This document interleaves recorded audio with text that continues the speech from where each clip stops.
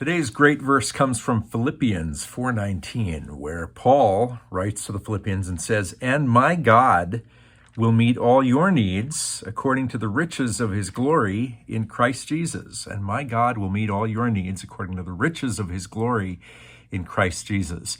He's contrasting your needs because he's just been talking about his needs, and he praises the generosity of the Philippians, the Philippian church, who sent him financial help when he was in need. And he says, "I have all that I need now, and now my God will meet all your needs according to the riches of his glory in Christ Jesus." So two things to observe here. One, God will meet their needs, not their wants. And of course, God, from his eternal perspective, knows truly what we need. You could probably think of a time in your life when there was something you really, really wanted, and you wanted it so bad you considered it a need. But when that want was met, it really wasn't a need at all. God knows exactly what we need. And secondly, there's been an observation made that you can't outgive God.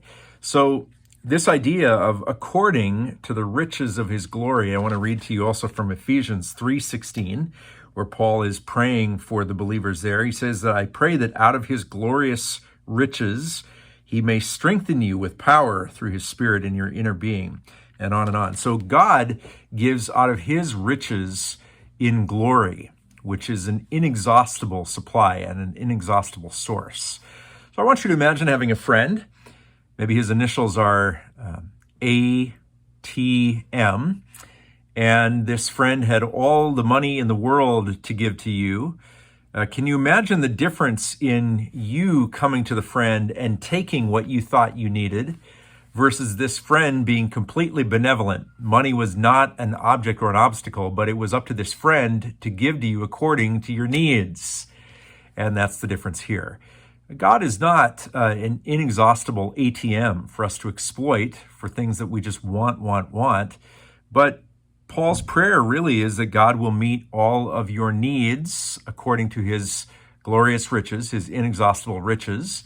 And out of that, God gives to us benevolently, so that we don't take the things that God gave and say, well, of course he did that. Of course he blessed my efforts. I deserved it, and I deserve more and more. But we receive from God something that he didn't have to give, something that is in inexhaustible supply. That doesn't mean that we're ever entitled to it.